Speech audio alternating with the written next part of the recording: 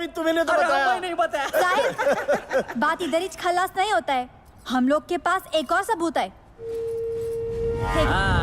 साहेब, अकबर बादशाह का लेटर, अकबर बादशाह ने लिखा है, अकबर बादशाह का लेटर। अरे बैठो ना, मैं देखता है। हाँ, अकबर बादशाह? हाँ, भाई अकबर बादशाह ने दिया है तो ये भी हमारे पल्ले कहाँ पड़ेगा। ये भी फारसी में ही लिखा है। हाँ। क्या लिखा है इसमें? मिलॉर्ड, यही कि अकबर बादशाह ने लाल किला इसके खानदान के नाम कर दिया। हाँ। आप नकली वकील है ना? क्यों? अरे इनको कुछ भी मालूम नहीं है। अरे लाल किला भी शाहजहां ने बनाया था। या इस करेक्ट। हाँ नहीं, लेकिन अभी तुम मेरे को क्या बोलेगा कि तुम मेरे को आज मार रहा था, है ना? हाँ साहब, कैसा है, वो अकबर बादशाह ने हमारा लगान माफ कर दिया था। क्या हुआ साहब, अकबर बादशाह के यहाँ जब वो शहजादा सलीम पैदा हुआ ना, तो एकदम खुशी का माहौल था। एकदम वो लोग आ रहे, दावत चल रहा है, पार्टी चल रहा था एकदम। तो वो पार्टी में बासमती चावल हमारे यहाँ से गया। वो बासमती चावल सब मेहमानों ने खाया और सब एकदम खुश हो गए, सबने उसकी तारीफ की।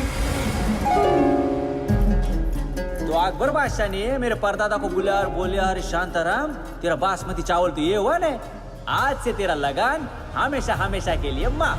हाँ, यही बात उसमें लिखा है। वो देखो, उनका हस्ताक्षर भी है, मोहर भी है। ये देखो, ये मोहर है। हाँ, उसका तुकाराम, मैं हस्ताक्षर भी समझ है। गया। हाँ? तुकाराम, तुम वहां जाओ। हाँ साहब, जाते। फिर साहब उसके बाद क्या हुआ, 1631 में जब वो शाहजहां की बीवी मरी ना, तो शाहजहां ने उसका समाधि बनाने के लिए हमारा जगह पे कब्जा कर लिया। ऑब्जेक्शन, ऑब्जेक्शन मिलॉर्ड, ये आदमी सरासर झूठ बोल रहा है। तारीख गवाह है कि शाहजहां ने वो जमीन राजा मान सिंह के पोते मिर्जा राजा जयसिंह से 4 हवेलियों के बदले में ली थी। अरे साहेब, वो अकबर बादशाह ने 1600 में वो जमीन मान सिंह को दी, लेकिन उसका पहले 1539 में बादशाह हुमायूं ने मेरे परदादा को दी। तो जमीन पहला किसका हुआ, मान सिंह का क्या हमारा? हमारा। अरे आपका नहीं, हमारा। मेरा मतलब आगे बोलो। हाँ, अरे वो शाहजहां ने तो मेरा परदादा से बात पर नहीं किया। मेरे परदादा को तो जमीन देने का नहीं था, पर शाहजहां ने मान सिंह का जो पोता ने मिर्जा जय सिंह, उसको सामने करके ये पूरा जमीन उसका है ऐसा दिखा के छीन लिया। अरे साहब, आज का टाइम में कैसा है, जमीन के वास्ते धांधली होता है ना, वो टाइम पे भी वैसा ही था। ये मेरा परदादा का जमीन छीनने के लिए वो शहनशाह और वो राजा दोनों एक हो गए।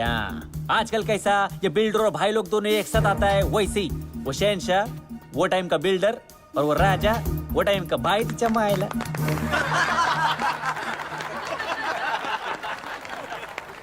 Silence, silence. साहिब, यह अपना मतलब के लिए हिंदू और मुसलमान दोनों एक हो गए। वैसा एकता दिखाएगा नहीं, लेकिन मतलब का बात था ना, तो गैट मैट जमा लिया। सुन रहे हैं मिलॉर्ड आप, ये तो इतिहास को भी बदलने चला है। हाँ, तो इतिहास क्या भगवान ने लिखा है क्या जो सच होएगा? भगवान ने लिखा है क्या? इंसान ने लिखा है ना। ये शहनशाह राजा ये लोग ने जैसा लिखवाया वैसा लिखा, और अजून तक वही चलता आ रहा है। आहो, काय हे पण साहेब, लॉर्ड माउंटन बैटन का चिट्ठी, माउंटन बैटन का चिट्ठी है।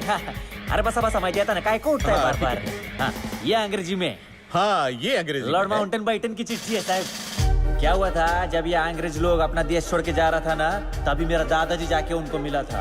पूरा स्टोरी सुना है साहब। तभी लॉर्ड माउंटन बैटन ने उनको एक चिट्ठी दिया था। अच्छा तुकाराम, तुम्हारे वो परदादा गांधी जी से नहीं मिले? मिला ना, मिला उसको पण, सबूत पण है, ये देखो, ध्यान आता है। हाँ, गांधी जी के साथ में मेरा दादाजी साहेब। साहेब, अरे बसा ना बाबा, कशाला उठताय सारखं सारखं? साहेब, गांधी जी के साथ मेरा दादाजी। ये तो हाँ, नहीं, वो मैं नहीं है, मेरा दादाजी है। ओ। वो हमारा खानदान में कैसा है, सब लोग एक ही शक्ल लेके एक के बाद एक पैदा हुआ है।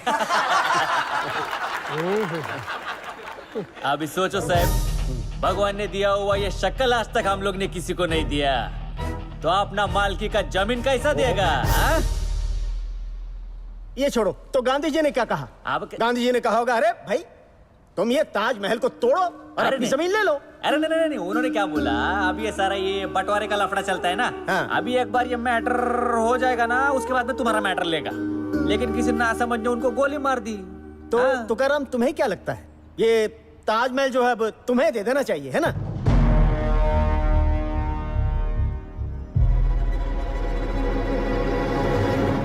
साहब, आपको सबूत चाहिए था, सबूत मैंने आपको दे दिया साहब। और कानून में लिखा है ना साहब कि किसी ने अगर दूसरे का जमीन पे जबरदस्ती कब्जा कर लिया तो उसको जेल में डालेंगे साहब।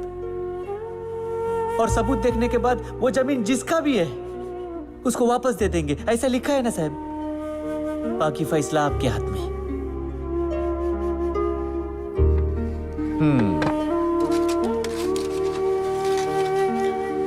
लैब में भेजकर ये सारे दस्तावेज चेक कराए जाएं।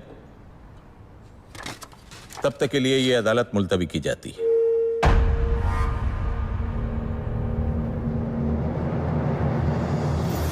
आज तुकाराम ने अपनी मजबूत दलीलें और ताजमहल जमीन से जुड़े सभी दस्तावेज पेश करके सरकार को सख्ते में ला दिया है।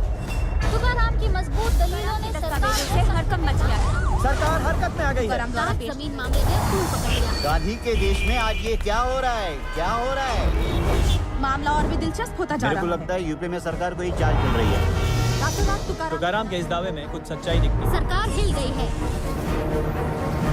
इससे ताज जमीन की उसकी दावेदारी मजबूत हो गई है। अब देखना है दस्तावेज की जांच के बाद ताज जमीन विवाद क्या मोड़ लेता है। ये देखो, अब ताजमहल पे भी मुकदमा ठुक गया है। तो आप लोगों का क्या कहना है इस ताजमहल विवाद पर?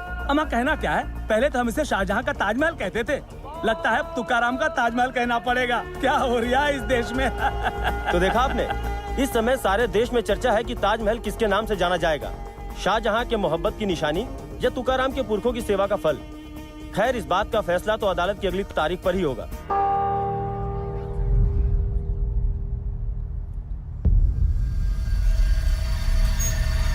मिलॉर्ड, अब मैं आपके सामने ऐसे डॉक्यूमेंट्स पेश करने जा रहा हूं जिससे ये केस पानी की तरह से साफ हो जाएगा और ये साबित हो जाएगा कि तुकाराम का ये दावा दरअसल एक साजिश है, जालसाजी है। मैं अदालत से दरख्वास्त करूंगा कि एएसआई के ऑफिसर श्री AP श्रीवास्तव को विटनेस बॉक्स में बुलाया जाए। मिलॉर्ड, इनकी पारखी नजर तुकाराम के ड्रामे का पर्दाफाश कर देगी। ये वही AP श्रीवास्तव हैं जिनको माननीय अदालत ने दस्तावेजों की सच्चाई का पता लगाने का हुक्म दिया था।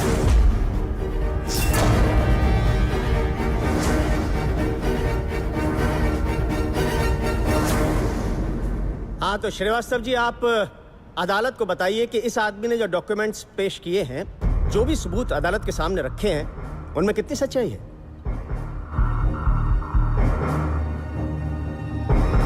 वकील साहब, हमारी पूरी टीम ने इनके सारे डॉक्यूमेंट्स की जांच बहुत बारीकी से की है। मेरा तजुर्बा कहता है